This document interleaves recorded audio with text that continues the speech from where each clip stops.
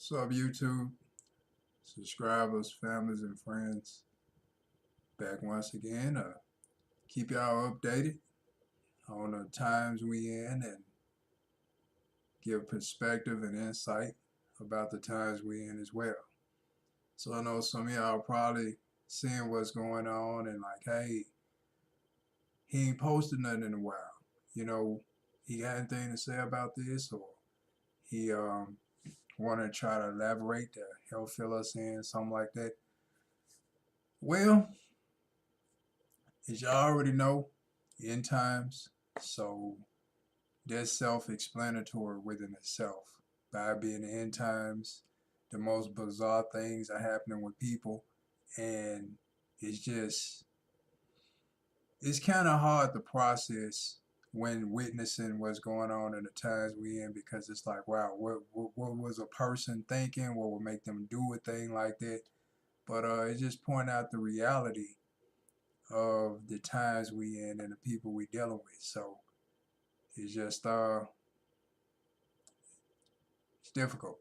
You know, it's difficult to cope with when you trying your best to be a decent person. That those who the ones who kind of suffering the most, the people that's trying to be decent and try to do things the right way, and seeing the type of people that's in this world make times a bit challenging. It make being a good person a bit challenging. So just wanted to share on it. But getting right to the point, just getting our work done long ago. Want to email us some and relax. But I knew if I didn't come on here and record immediately, and let me try to adjust this a little more. Really no different. Okay.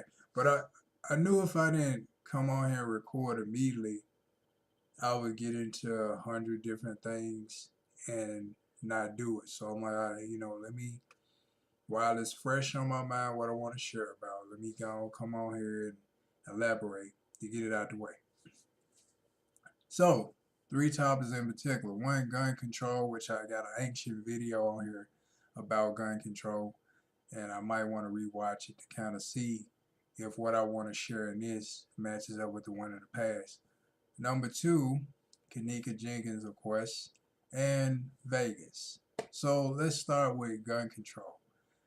Gun control in America has been a fluctuating topic. It has been an on and off topic about gun control. Whenever there's not necessarily mass killing, but an increase in crime in more than one state, etc., that's when the holler about gun control comes about. I agree to an extent on gun control. And here's why I say to an extent. Number one, gun control as far as owners, illegal owners and illegal carriers. That's where the gun control needs to be mandated, and that's where the restrictions need to be increased. Someone get caught without a gun that's not legally theirs, is not registered in their name, yeah, it should be max penalty. If someone is carrying and they don't have a permit, max penalty. If the restrictions are a lot higher for owning a gun illegally and carrying illegally, then that will cause a lot of people to be more cautious and more responsible about how to go about owning a gun and how to go about handling the gun. So for those who probably legally own, buy from a pawn shop or a gun store, and then you had a castle doctrine law in some states that they keep it in their home and they keep it in their vehicle. Well, they know, hey, it's a high risk if I carry on me and I get caught. Or, if an officer see it poking out my side or something and they question me and they say, hey, do you got a permit? And I don't, they know automatically, hey, that's can be close to a felony in a sense to carry illegally or to definitely own illegally. So that's where the gun control should be focused at. as far as banning the bump fire, because that's what they're talking about now, is all the bump fire. Let me tell you something. I have shot with a bump fire before, and a bump fire takes skill. You just can't pull the trigger and pop, pop, pop, immediately get that rapid fire results that you heard in the Vegas video. That guy had a full automatic. Now they trying to, I don't know, somehow seem like it's the bump fire. This is some sort of scheme or scam to try to deceive the public, saying, "Oh, it's the bump fire that made it do it." The guy was shooting. The way the guns sound in the video, that sound like a full automatic. Now they said within 9 minutes, it was a total of 500 people that was harmed altogether. I think, I don't know, it was 2 or 300 deaths or 200 deaths and 300 people injured, something like that, within 9 minutes. Within 9 minutes with a bump fire, no, because to take out that many people and to hit that many people, you gotta empty the clip, put another clip in, and then you gotta adjust it just right. So if people watch bump fire videos, there are some people on YouTube that's shooting with a bump fire, and you'll see what I'm talking about. A bump fire, you have to have skill. That's how I shot with one, and you have to adjust that stock. You gotta adjust it, and you pulling it. It's like, okay, this is my trigger finger, right? This right here, I'm holding the stock. So I gotta pull just right, and it's gonna cause that ricocheting effect. And sometimes it's like burst fire. But if you don't hold it just right, you won't get that steady stream of fire. And like I said, there's videos on here to prove that bump fire, the way that guy was shooting, would not be that consistent, because you got it's gonna be a hesitation. Everybody who has a bump fire stock on an assault rifle always start out with a hesitation. Why? Because they're trying to get that adjustment right, and you gotta hold at a certain angle. But the way he was shooting and the weapons that they showed, well, I seen the banana clip on a gun. It looked military grade. So who y'all fooling? A bump fire, yeah, a bump fire can shoot similar to an automatic, but it doesn't have the pace of an automatic from immediate shooting, from immediately pulling the trigger. You have to adjust a little bit. And then once you get it right, you got to do a test. Like some guys, even that is very skilled with a bump fire, they still start out with adjusting first and da da da da da. And then once you run out of that clip, you got to put the clip in. You got to hesitate again, trying to adjust that bump fire. So watch the videos. It's more than one that prove I know what I'm talking about. So bump fire, no, the man had a full automatic. Because to do all that quick, change the clip out and then make the adjustment and then shoot. No, that was full auto. And also with Vegas, right? And I guess I jumped from gun control right over to Vegas, which is a good thing. Also with Vegas, assault rifles come in a carrying bag or a case, but a lot of them come with a carrying bag. How did the man get past the front check-in desk with, I don't know how many guns, 8 or 9 guns or something like that they said. How did he get past the front check-in desk with 8 or 9 carrying bags in the shape of a rifle or a shotgun? Because a lot of them have carrying bags. I mean, they don't come with carrying bags. You got to buy that separately. But I went to the range. Most people that go to a range, and when you have they call it a long rifle, whether it's a shotgun or assault rifle, it's a long rifle, a LR. So when you bring a LR to a range, most ranges recommend that you have it in a carrying bag or a case, because for one, it's kind of intimidating coming in with a barrel rifle out and walking into a range with it and walking out of a range. Because the times we in, that's intimidating, and it also seems very threatening. So most ranges require a carry bag or a case of some sort. Now, even if the person at the front check-in desk does not recognize the carrying bag of a rifle or the case of a rifle, someone else would. I'm pretty sure in that hotel, as big as it is, and especially out in Vegas, because the gun laws in Vegas are exceptionally great because it's out like a desert-like area and vast. So yeah, you can open carry, conceal carry, whatever. And I think that's one of the states that you don't have to have a permit to be able to do so. So I'm sure there's a mass majority of gun owners in Vegas, and I'm sure some of them was in that hotel to be able to recognize, hey, this guy here, he carrying rifles. That's a rifle carry bag, or that's a rifle carry case. Some could say, well, he had them all disassembled and he brought them in and he assembled them all. It's possible, but most rifles you cannot break down into pieces like that. The most is you could take apart on a rifle is maybe the stock, and some of them break in half. Not separate, but they fold in half to be able to clean it, to clean the barrel out, and to clean around the trigger area, and then you snap it back in place, and it has a holding pin.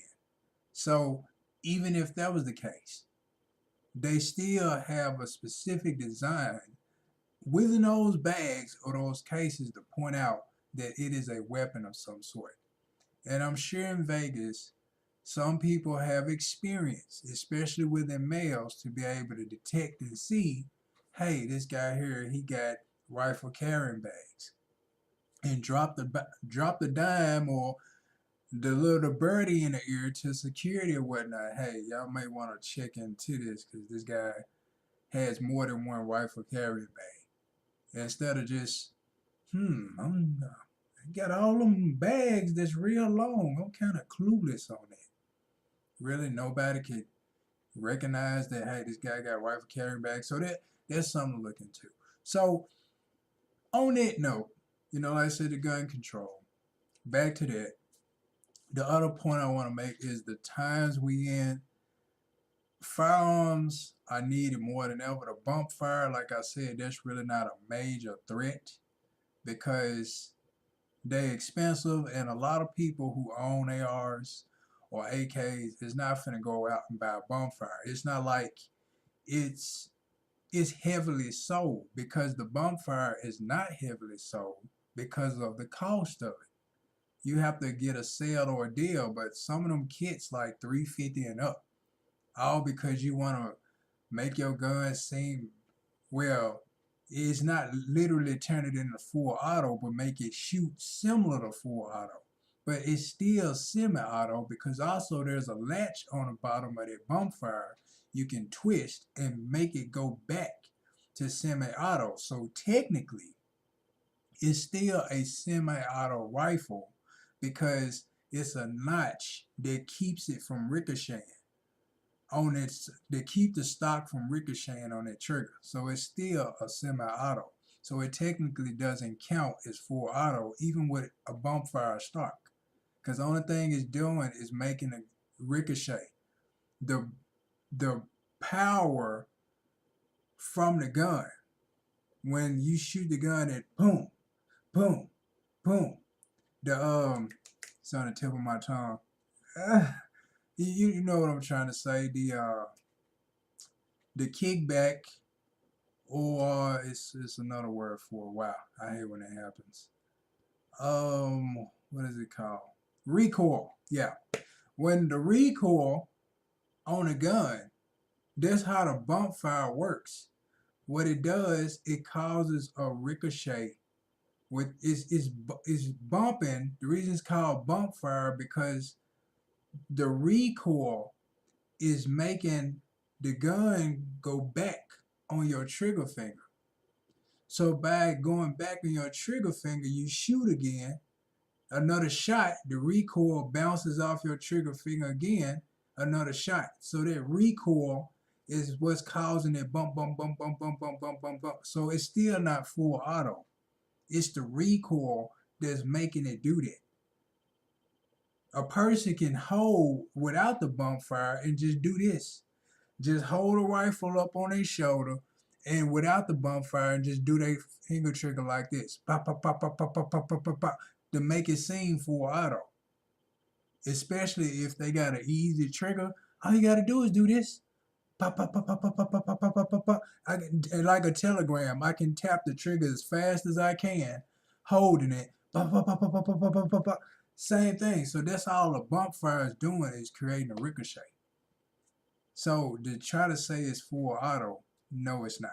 It's not converting that gun into full auto because it's still semi-automatic.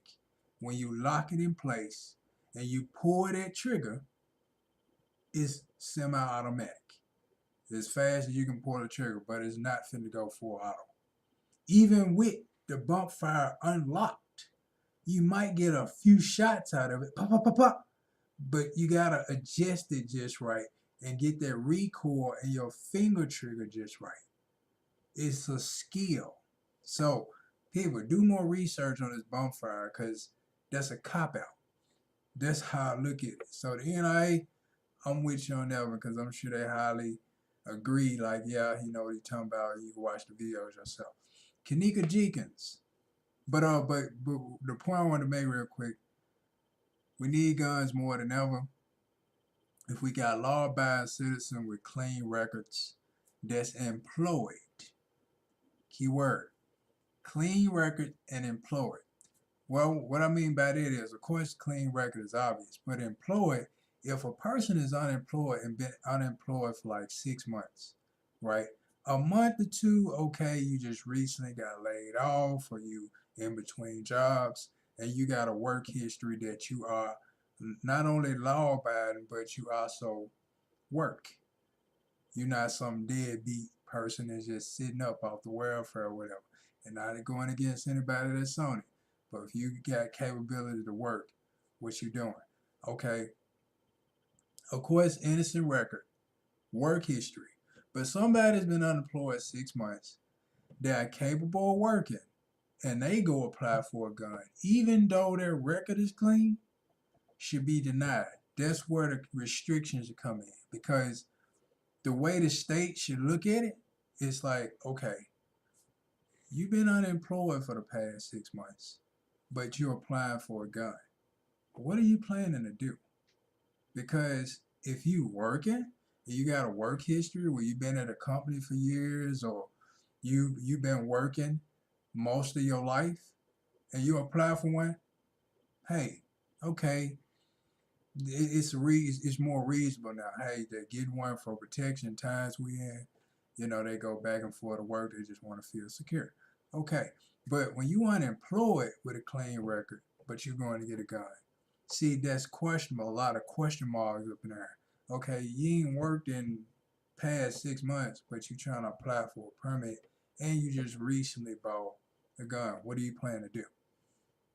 So that's where one of the modifications come in, that a person must be employed and show that they have a work history. Like VAs that's retired, or people that's retired, period. Even if you retired and you just sitting around the house and not going anywhere, not doing nothing, you know, and they might been carrying for years. I mean, it's a thin line between good and evil, so a person can go rogue in a day. So you could be faithful and holy and have integrity for years, and some cause a person to snap and they end up going rogue. That can happen too. But I'm just saying, things to kind of look into. Like I said, a person being unemployed, that's questionable. Like, you unemployed for 6 months, what are you planning to do?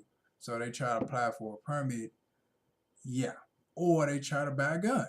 Even if you go to gun store or pawn shop. So even if their record is clean, but they've been unemployed for a long time, I guarantee you that'll take that'll decrease a lot of crime because you got some. Well, I think you gotta be 21 in order to have a permit, and I think at least 21 to buy a firearm as well.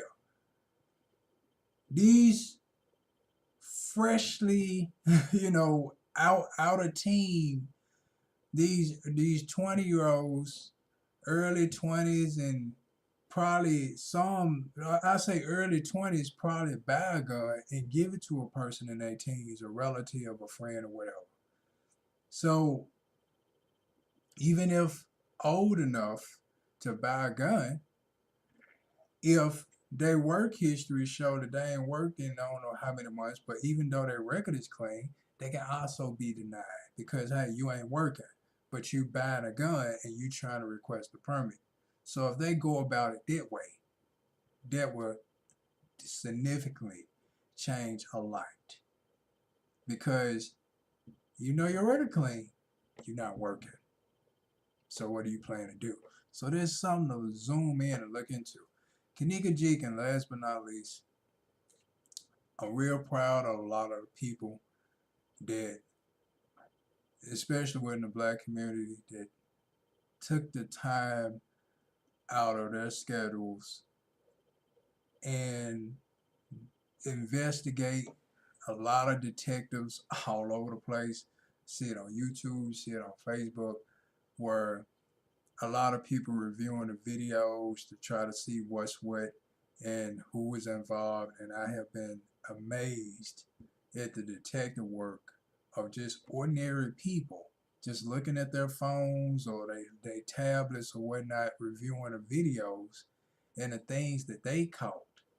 And I'm just so impressed, and at the same time I feel good at the involvement of so many across the country and probably across the globe that is aware of her case. That they don't have to do this, they don't have to research, they don't have to investigate, but they have, out of the kindness of their heart and a concern for Kenneka and her family. So that within itself is amazing to me and very impressive. And I couldn't be more prouder, especially of my people, for doing it for her, to really seek justice. All that is was a wake up call saying, hey, we can't let another soul get lost without trying to investigate and without trying to question it. So I guess Kenneka case was kind of the last straw, like, okay, now we got to check into this. We got to see what's going on because this happening too much. So real proud of it. But here's the thing on Kenneka case. I know so many people share perspectives and points or whatnot. I'm going to just share mine real quick. Number one, I think it was the Rosemont, Illinois, or the Rosemont Hotel somewhere in Chicago. Yeah, because I remember the whole Selena Gomez conspiracy. Uh, that's where she was supposed to go get a liver or kidneys or something like that. And as far as the conspiracy goes, that Kenneka was her match and her target, and her doing a video in the freezer, or her doing a video with Gucci Mane, and toward the end she in the freezer, so that was symbolic of Kenneka, etc. It's believable and it's got some logic to it. But